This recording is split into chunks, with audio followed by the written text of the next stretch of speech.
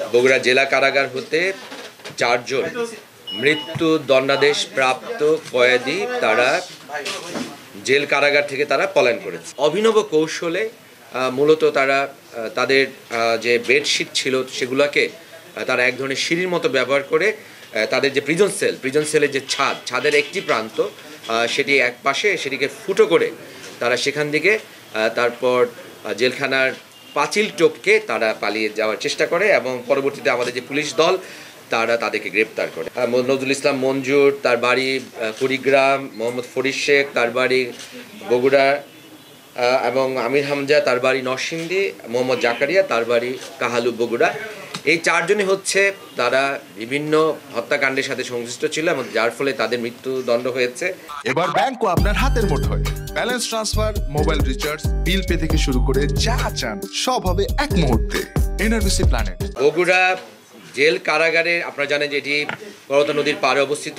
এর পাশে একটি ব্রিজ এবং ব্রিজের ওই পারে নদীর ওই পারে যে চাষিবাজার নামক এলাকা থেকে আমাদের সদর ফাঁড়ি সাব ইন্সপেক্টর খোরশেদ তার নেতৃত্বে একটি দল এবং সেখান থেকে তারা সেই যে 4 জন মৃত্যু দণ্ডাদেশপ্রাপ্ত কয়েদি যারা পালিয়ে গেছে তাদেরকে ধরতে সক্ষম হয় এবং আমাদের যারা সহযোগী যারা অভিযানিক দল ছিল তারা সেই জায়গায় যায় এবং সেই জায়গায় তারা কর্ডন করে এবং সেখান থেকে তারা মৃত্যু দণ্ডাদেশপ্রাপ্ত যে 4 জন কয়েদি তাদেরকে গ্রেপ্তার করার পর তাদেরকে ডিবি কার্যালয়ে নিয়ে আসা হয়। আমাদের কাছে জেল কর্তৃপক্ষ যে ছবি পাঠিয়েছিলেন সেই ছবি অনুযায়ী আমরা নিশ্চিত করতে পারি যে তারা সেই 4 জন যে পলাতক যে কয়েদি মৃত্যুদণ্ডপ্রাপ্ত তারাই সেই ব্যক্তি।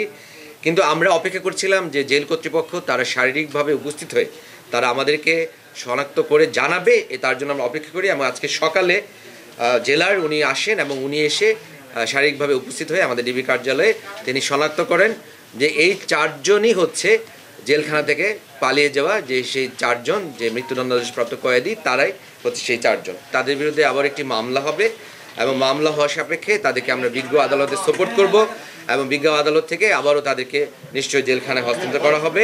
তবে এই বিষয়গুলো সার্বক্ষণিকভাবে আমাদের ঊর্ধ্বতন কর্তৃপক্ষ তারা তদারকি করছেন, তারা আমাদেরকে বিভিন্নভাবে পরামর্শ দিচ্ছেন। আমরা আইনানুগ যে ব্যবস্থা সেই ব্যবস্থাগুলো গ্রহণ করব।